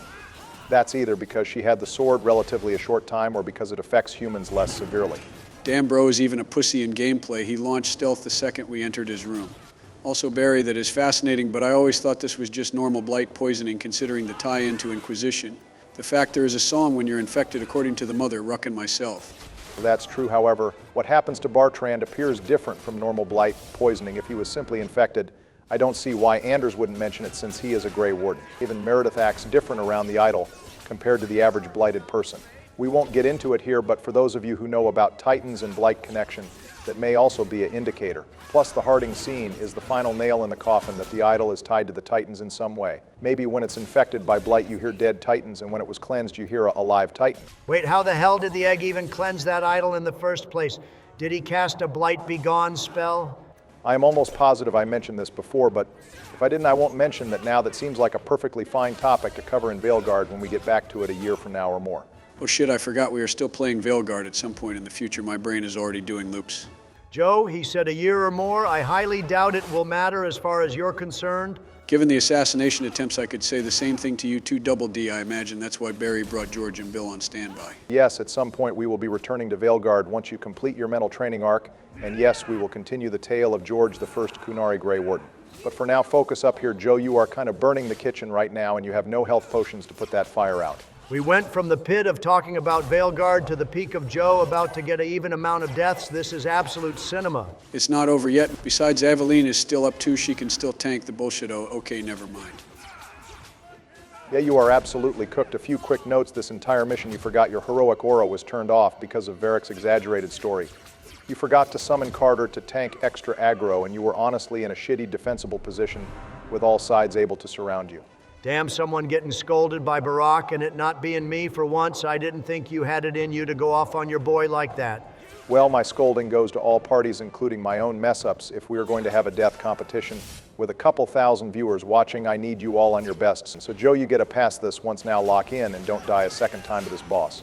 Yes, sir, Papa Barry. I already have a plan in place. You're right, the stairwell wasn't the best place. I was getting rammed from the front and back. I'm going to pull a Joestar family secret technique. I like how the steward was just walking casually out of the room trying to ignore the dozen or so feral guards. And Bartrand, I give him +1 for having a set of stones on him. Probably the best way to survive getting jumped by a crazy person.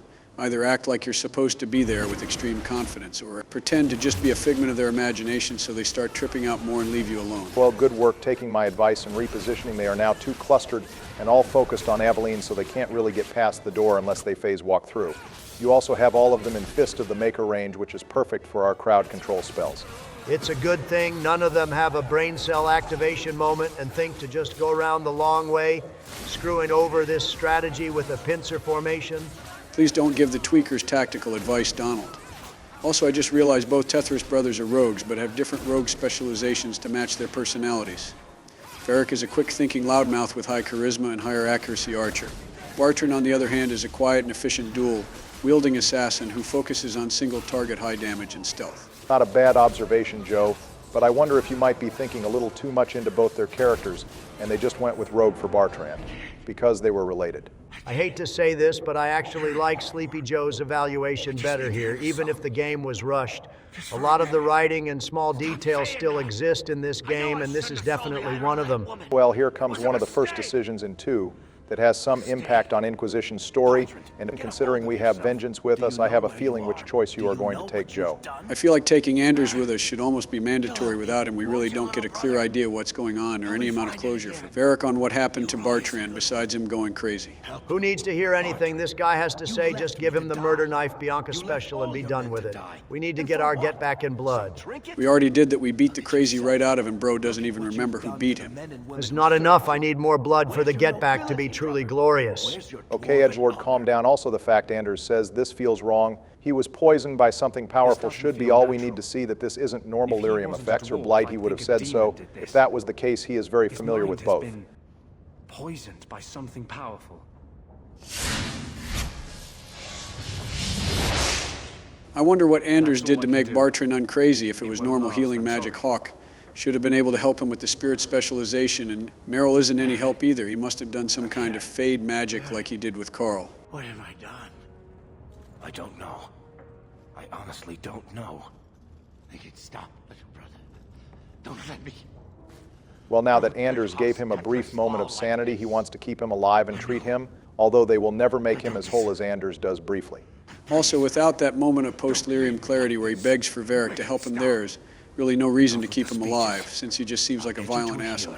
Bullshit, I just wanted to watch him die, and now he gets to stay in a nice maker insane asylum and do art and shit. Hey, Varric, I know you want to get him some help, and that is great. I'm proud of you for keeping to your Paragon roots, but maybe we shouldn't leave the crazy dude who just tried to kill us twice alone in the mansion. Maybe we should have Aveline fetch the guards to escort him out. I mean, for all we know, Bro might hurt himself or sneak out of the manor and hurt others. I'm sure we removed all the nearby sharp objects, so he is no threat to anyone anymore.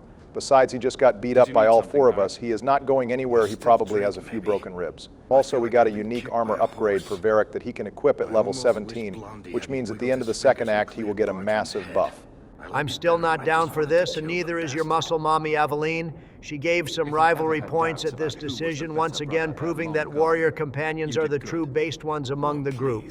I wonder if that's more an oversight or a factor of her morality and idea of justice. Sebastian also approves if you spare him and disapproves if you kill him regardless of Anders' influence. Or not, so I imagine it's just showing their different morality in action. Well, Varric, you did good work sparing your brother, and now all the loose ends from the expedition are fully closed, and nothing was left over that Hawk didn't address to not become a problem later or in future titles. Yeah, not gonna lie, Varric and Hawk fumbled hard when trying to find the relic anyways. Are we done with the episode now? It's already past an hour. Not yet. We still have one more very important scene and mission that we need to cover for the viewers. Some might say the most important scene and quest we will ever embark on. Hake, Haka, mirror, on my hankark. Oh, hey, it's time to strap in for the Dalish Elf and Eluvian Yaps, because we are about to cover more into the Dalish Elf origin that I briefly touched on in our Origins Anniversary special. Girls spent 3 years trying to restore the Morrigan Mirror. Meanwhile, POTUS's true mommy did it within the span of one DLC quest, massive skill issues.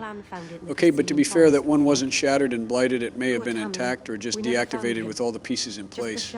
My girl is doing her best and was able to remove the blight from the mirror with blood magic. Now she just has to figure out how to reactivate it. Joe, I respect your waifu choice, but fixing things with blood magic historically doesn't work. It usually makes things worse or gets people killed. Although some of that is people's own misconceptions on what blood magic means, it doesn't always lead to mind control and summoning demons. Wow! Welcome to a wholly original part of the President's Play script. The Democrats are making excuses for the mages and blood magic. It's goddamn disgusting.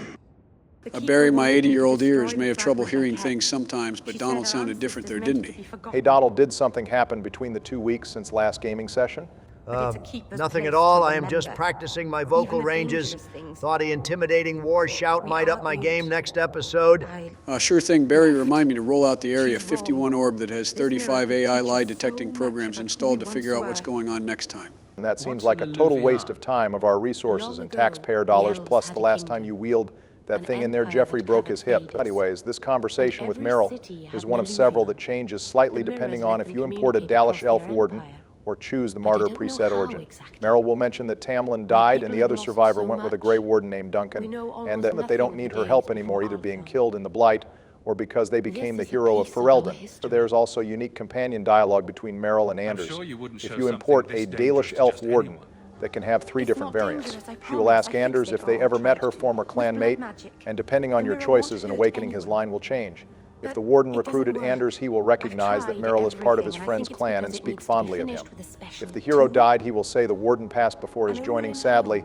If the Warden never recruited Anders, he will say that the Warden was an Amaranthian, but they left before he joined. I can see why you glazed this origin. It probably has the biggest export relevance in Dragon Age 2. No other origin gets more than a slight nod, but this one impacts a whole character's motives to an extent. Still, I have no regrets about anything we did in Origins or the character we played except for one choice that I won't reiterate further. I just wish a dwarf noble romancing Morrigan had more influence in this game.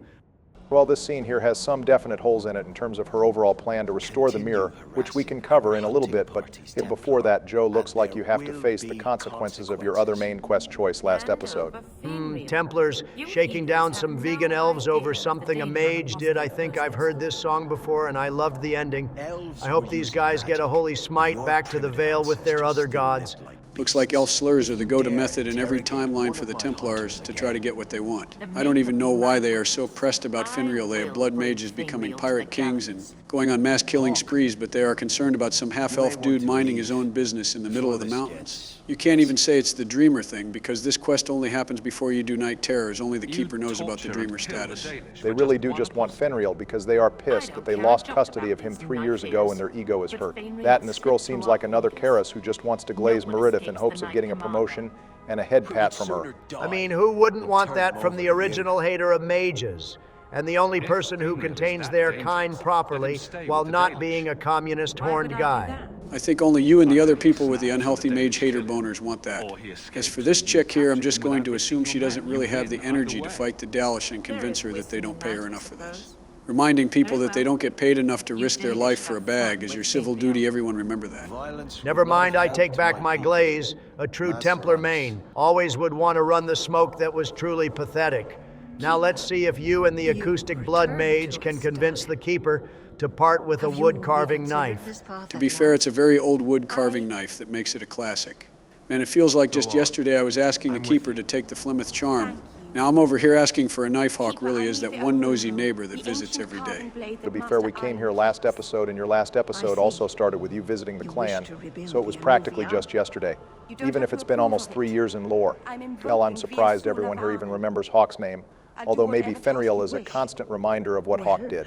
Well, before we embark on this quest for the Dalish, we should probably talk about the plot hole in the room. Merrill is here trying to borrow an ancient wood carving knife that is as old as Arlathan itself, and has been entrusted by her clan since before the fall of Arlathan. However, how the hell is a wood carving knife supposed to restore a mirror? The only connection is they are both ancient elves, and that June, the god of crafts in the elven pantheon, likely is associated with both since he created the Alluvians, as well as confirmed by Solus. Oh hell yes, all my homies love Daddy June. Wait, Themey, why the hell are you back and why do you care about June? Because that's my dude and my guy. He is simply the best. Also, you can never fully get rid of me, bitch. Just like your half-human bastard raised by the goth, mommy. A fragment of me will always be with you. Hey Barry, hypothetically, why would Themey like June? Well, it's because Euthymaril is June's thrall. If we go off the lore of Veilguard, why do you ask, though? No reason, something just came to me. Hey, don't ignore me, you little bitch. I already know what that lead paint stare is, Joe. However, elf yaps from both sides notwithstanding, looks like if you want to bag your elf waifu, you are going to have to kill the Vartrand, aka the EA Market-sponsored boss for this act. I clapped that big-ass Star Wars monster easily, but let's see if it will skill check you, Mage Main. Don't worry, Donald, I'm locked in. I know this big guy's weakness is electricity, so I equipped some runes on Isabella and Aveline to take him out easily. Besides, all that is keeping me from hooking up with my first waifu in the series, is this overgrown bug monster. Sounds good, Joe. Glad you have done some prep work. For once, I should warn you, though, this mission does feature an enemy type that may be problematic for. Fucking spin spiders, ho-ho. Ho-ho, oh. Just kidding, if this boss spider isn't going to stop me in these level 1 dungeon mobs, sure as hell won't stop me. I'm in therapy now, bitch. Damn unafraid Joe is boring for the content. I'm going to have to start mixing his pills before this shit becomes too much of a snooze fest. Donald, please don't nerf Joe unnecessarily. Dragon Age 2 is curb stopping us enough already. Also, here we have the Keeper's big mistake number 1. She sent 4 hunters to retrieve elven artifacts before the Varderol got more aggressive, thinking that it wouldn't attack the Dalish since they are elves and the creatures were built to protect them. However, as we saw in Witch Hunt, the Varderol really doesn't ignore elves like the Dalish often believe. Whether that's because they don't view Dalish as people they need to protect, or the magic of nearby Alluvians causes them to be more aggressive, but either way, it's a massive fumble on the Keeper's part that got 3 of her men killed. I always figured magic items that are tied to the ancients are what attract these things to any given area. Maybe this thing can sense the Alluvian is nearby, and that's what's pissing it off and making it more violent now. Let's hope not. As funny as it would be to see this bug thing resource guard Kirkwall, we kind of need to live there and not have a third of the population get impaled.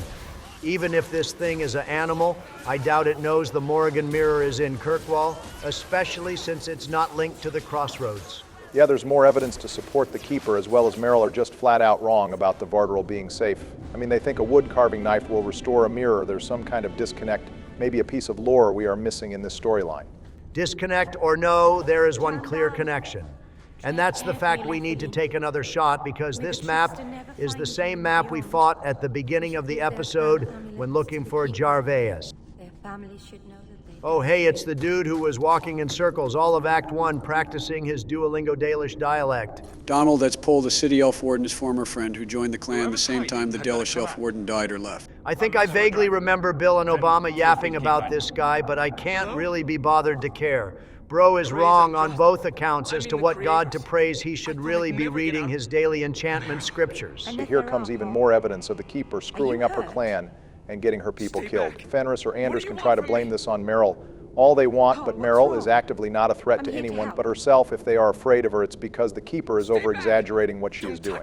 Bro, how could you ever be scared of my girl Merrill? Look at that cute little nose and emerald eyes. Just makes the heart melt and stop beating. Joe, that's not love. That's your heart failing for the love of God. Mind your cholesterol levels and lock in here. It won't be fun if you die of heart failure before you can die to the Vural. Okay, I don't care if you think Merrill is a super abomination. You have a better chance running towards her than you do the giant spider snake. This is just survival of the fittest at this point. Good luck, buddy. Bro decided between fight and flight he would just freeze and let the Vartrand blow his back out or something off screen. All right, Joe POTUS killed this thing in exactly 2 minutes during Witch Hunt, so that's the high score you have to shoot for here. Plus he took out like 4 dragons alongside it too.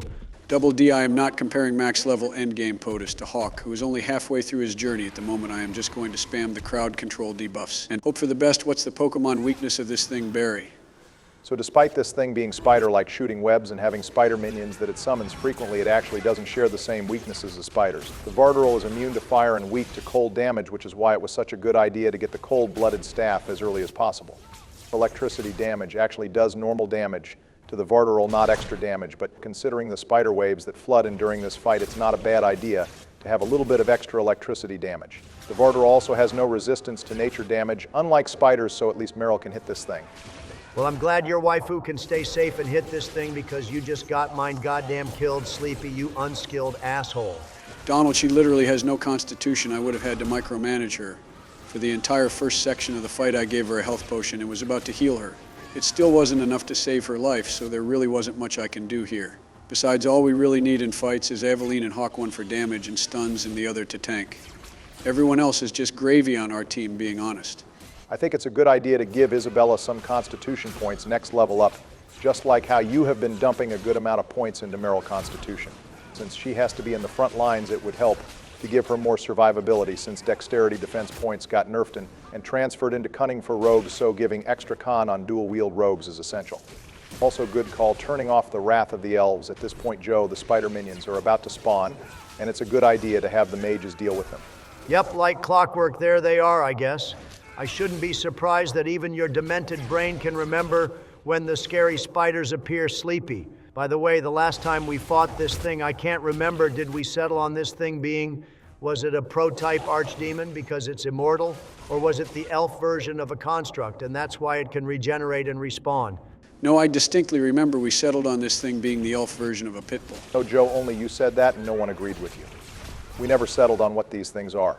Bill gave the theory they are early archdemons since they respawn and were made by elves, but I think they are just really powerful elven constructs. Since they aren't fully alive, they can always come back.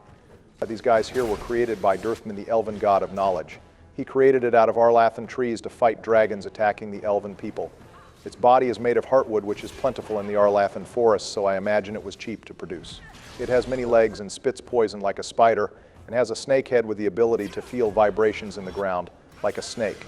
They are also immortal as long as they are given a task, although unlike the Witch Hunt Vartrand, we don't know what this one's task is, although Merrill mentioned elven artifacts being in this cave, so I suppose it is just guarding random relics. I'm just gonna go with this thing as a creature that was made through experimentation, so it's somewhere in the middle. I don't want to equate something the base dwarfs made with a tree spider snake that stims to cause avalanches like the progressive asshole he is. Okay, needlessly political, but Feel your feelings, big dog. One thing that kind of bugs me, no pun intended, is that most other companion missions in the game feature enemies that your companion is strong against. Anders deals a lot of cold and spirit damage and fights Templars and dwarfs in his first quests. But Meryl's mission here has her facing spiders and undead, which are all immune to her nature damage passive that you should usually always have up. It just feels like an unnecessary skill check on my girl's part. Although not every companion follows that logic, Varric and Aveline, for example, have you fighting normal dudes and they don't deal extra damage to them, although usually coterie thugs have extra weakness to physical damage. Also, the health bars are getting a little low here, Joe. Focus back up. And also, what the hell, why did I just see part 2 of JoJo flash before my eyes? Caesar! Joe, you really couldn't move back to the corner you were in. You would have been perfectly out of the avalanche range. I didn't think the rocks would have goddamn auto-tracking, though that's so broken. As funny as it is to watch Hawk and Meryl get the part 2 special, you're cooked here, you just have one guy. Wait, hang on, maybe Aveline can do this, boys, I believe. Well, viewers, we cut ahead since Aveline could in fact not do this, and looks like my girl is going out the same way as her boy Hawk did. God damn it all! Ha ha ha ha! Yes, vengeance is mine. Let it be known that with this death it means Sleepy and me are tied in the death competition once again, despite playing the same amount of episodes. So before you write me on Fraud Watch, you better put Joe's name right next to mine on the death note. Please do not put my name on any death notes. That being said, enjoy your fun while you can Donald, I am calling it now. Next episode I should be dueling the Arishok and I am going deathless, and that run believe it. I have to have my deathless episode to prove I am a mage main after having to go last when the fights get harder.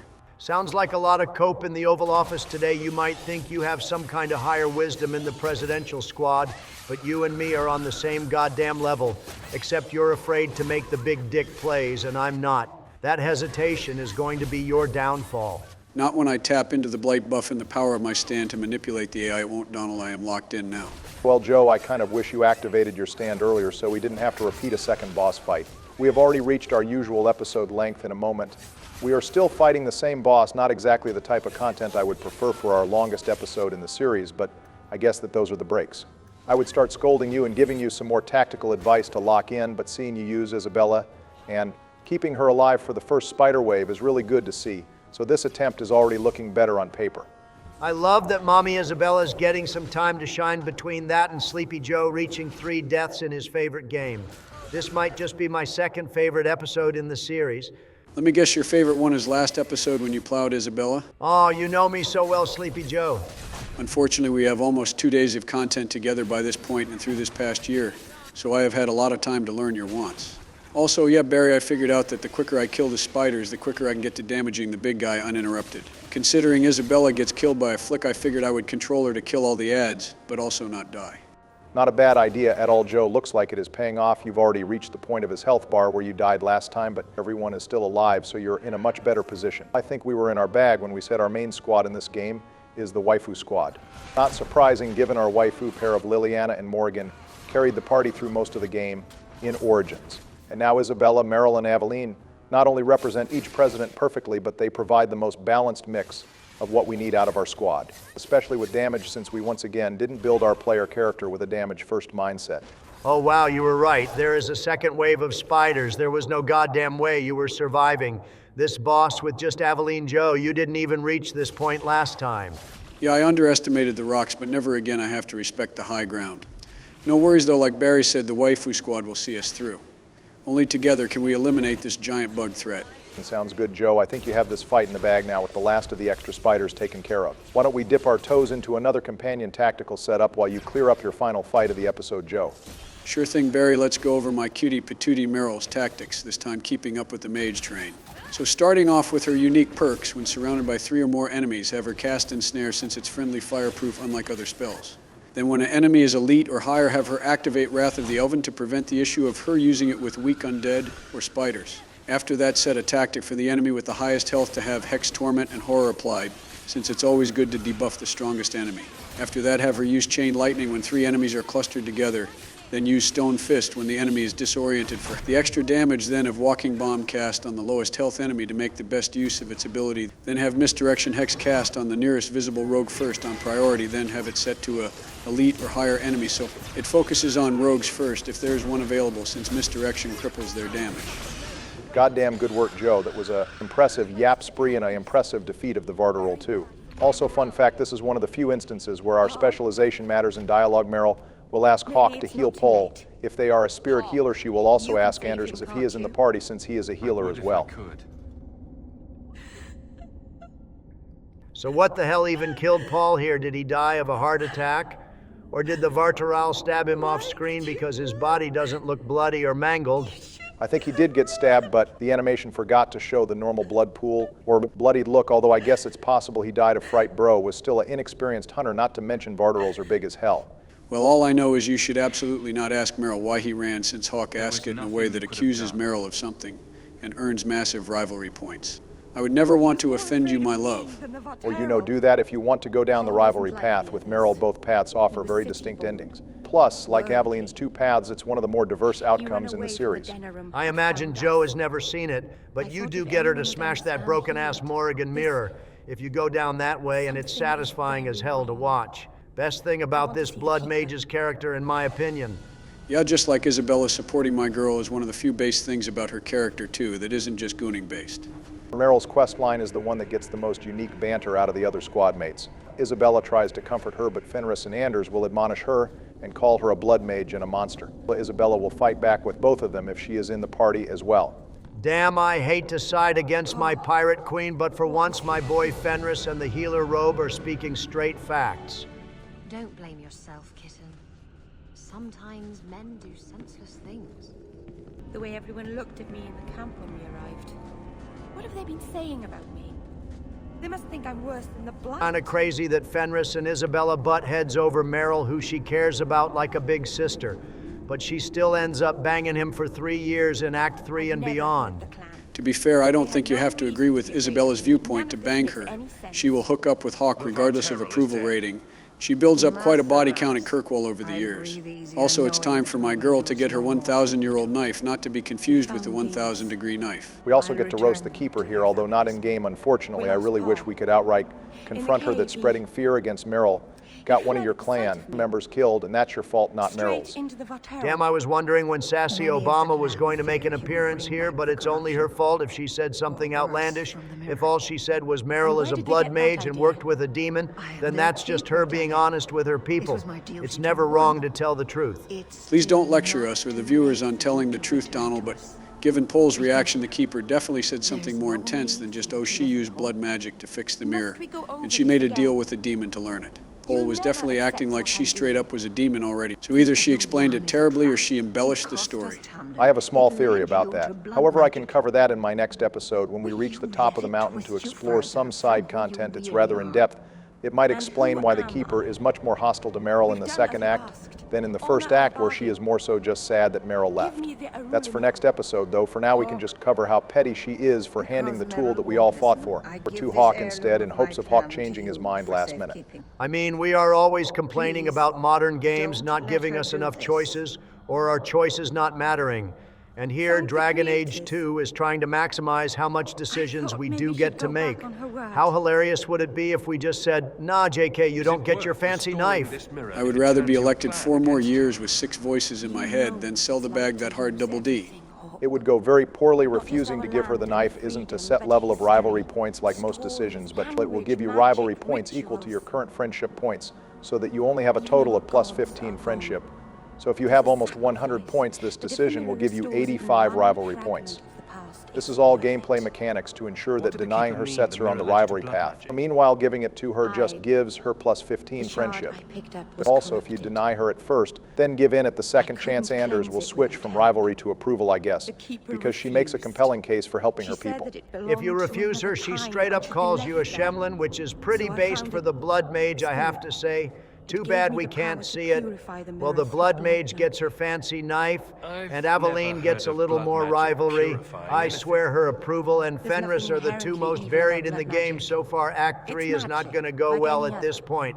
It's fine. Between the gift we can give Aveline next episode and her companion quest next episode, we should have all the approval we need. I could have used that, but I didn't. I used what I had. Whenever you use this knife, my love, I hope you think of me well. We just have to check back in with my girl for a few more approval boosts and a gift we bought her at the camp. Then we get to have a bedroom mage beam clash, if you catch my meaning, boys. Absolutely cringe, Joe. I'm pretty sure everyone here knows what you mean. Well, now you get the glaze from the blood mage that you so desperately want, but if we were doing the rivalry path, we would get a mini crash out from her where she accuses us of being a thief. She will then be completely unresponsive to Hawk, assuming he is just going to lecture her about the dangers of the mirror again. Her rivalry is interesting, as it does a great job of what rivalry means as opposed to disapproval. So Hawk will say that they just wanted to make sure that Meryl and everyone in Kirkwall will stay safe, which shows Hawk does care about her, which is why a romance can still take place. Yeah, but that romance has much less flustered moments that make Meryl who she is and what we all love. Plus, you are basically doubting and lecturing her, which is the same thing Mama Keeper does to her. Which, when I think about it, it's kind of weird to want a partner who doesn't let you make decisions for yourself. Girl probably just has daddy issues like everyone else in our squad and finds it hot to be told what to do. Probably not too far off, although the rivalry romance might be very physical attraction based too. Or is either way, while I like how Meryl's rivalry path highlights the rivalry system, I have to admit it's weird to not let Meryl take risks for herself that she is willing to take. She may be young, but she is not an idiot, and she can handle dangerous magic situations just the same as everyone else in the squad can. Okay, but we are talking about a girl who needs a ball of twine to get to her house and doesn't understand what a trick is and gets us jumped. She's also a girl who understands more about elf lore than most Dalish do, and was able to make a deal with the Pride Demon, where she got blood magic and a knowledge to restore the mirror, while the demon still remained trapped in the mountain. Well, we don't know if she tricked the demon, or if he still got anything out of the deal. Given Act 3, I have my doubts. Girl was desperate and about to get worked over. Well, before she gets worked over, we are going to have her work us over now that her approval is maxed. Now we just have to give her a gift for the first time in her life. Hey, Joe, did you remember to get my pirate queen her unique gift for this act, too? Yeah, I grabbed it in the mines before we confronted Jarvez. You can give it to her during her next episode, Big Dog. No one has ever given me a present before. Useful things. Tools or clothes. That parallels a lot with Valana never receiving a gift or having friends, which confirms that while being the first in a clan is better than living in the Kirkwall circle, it's a very lonely and isolating life that kind of sucks. Yeah, true, but what doesn't suck is this next scene here. It's time for Biden to win big in the bedroom. The acting in this scene makes me think of those old 50s romance scenes. Girl is a shy out-of-town country girl, and Hawk is a wealthy Kirkwall businessman. That sounds like book talk smut rather than 50s romance movies, being honest. Is there something you want to share with the class, Donald? I don't need book smut. I'm not a goddamn nerd like you, Obama. Melania just has them laying around the White House bathroom, and sometimes I need the distraction in the bathroom. I prefer manga myself in the bathroom. Okay, can both of you shut the fuck up and stop ruining this peak scene talking about the bathroom? The only thing that could make this scene more peak is if Hawk could have been an elf to share that part of her culture, and so she wouldn't be so hesitant to hook up with us. I've definitely seen a few people sharing that sentiment. Her sheer focus on her people is the staple of her character, just so much so that her falling in love with a human can be seen as going against that. However, every companion is player sexual first, so that ends up not mattering. But if we were in Inquisition, Meryl definitely would have been an elf-only romance. True, but there's nothing better than a forbidden romance. I'll take from Bioware to not include that as a line, by the way. I'm supposed to preserve who we are, and if I... There are reasons that it's bad to... Is it warm in here? Yeah, well, we can humiliate the writers later. For now, I feel something swelling deep inside me that has never before been released. Joe, what are you planning on doing here, buddy? I know this might be new to you, but this is your first time. Maybe you should take it slow and try what makes sense instead of what feels good. Do I even need to say phrasing here? I'm pretty sure this seems sus to everyone involved. I have no idea what you mean, Barry. I am a humble man in love and not responsible for my actions. I'm just saying I think the viewers have gotten a good taste of what usually happens here, and maybe we don't take the obvious route here and try something different. Oh, screw it. It's coming over me now, boys. Estou na nome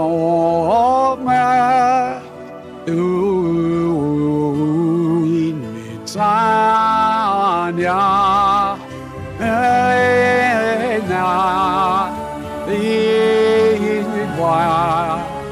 tenta vida salva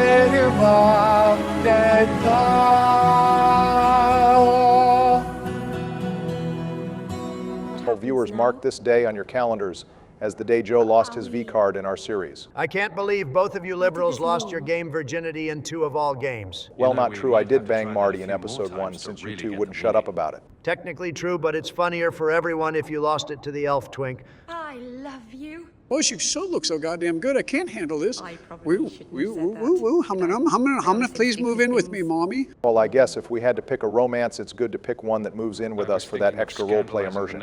I always found it weird Fenris, Isabella, and Sebastian would rather stay in their random areas instead of a fully furnished mansion with Hawk. In Isabella's defense, we don't become official until the end of Act 3. Although even after that, we don't move in, so still weird. Marvenon, you really are crazy, aren't you? If you're not afraid, then neither am I. Just more proof that Meryl and Anders' romance absolutely clears anyways. Let's see what Mama Hawk thinks to wrap up the episode. Kind of a wild statement to make before switching the topic, but we will roll with it. Anyone else feel weird that this conversation never changes regardless of your other sibling's fate? Carver is not dead, Mom. He can definitely still date people and write to you. Besides, even if he was, your older, cooler Hawk is rich and lets you chill in your childhood mansion. If that doesn't cushion the blow, I don't know what will. Money doesn't unkill your daughter and husband Donald. He wouldn't know that his wife is still buried in his golf field. Hey, I love golf. It should be considered a huge honor to be buried there. Jesus Christ. Well, Mom, do us a favor and don't rush into a suitor too quick now. There is some real freak shows out there. That will have to wait until my episode, though, but we should wrap up for now, boys. The episode length has already been shattered, and it's time we let Joe sit in his goon pile. Yeah, we have already broke another episode length record that seems like a fair idea, plus we have already blown through a lot of main story content. So, the next episode I will cover Night Terrors and the Tyrone Tombs and a few other companion quests. Sounds good, Barry. I wonder which ones you will do. Well, viewers, that's going to call it for this episode. Don't forget to leave your comment question on what the most tedious battle in the Dragon Age series is to be featured in the next episode, as well as a like to thumb my ass and subscribe to keep up to date. Also, if you want video previews and community day gaming sessions, feel free to join Fox Discord in the description. Next time, Barry will wrap up some side business before we get to the serial killer plot line, so stay tuned, but for now, stay safe, Biden out.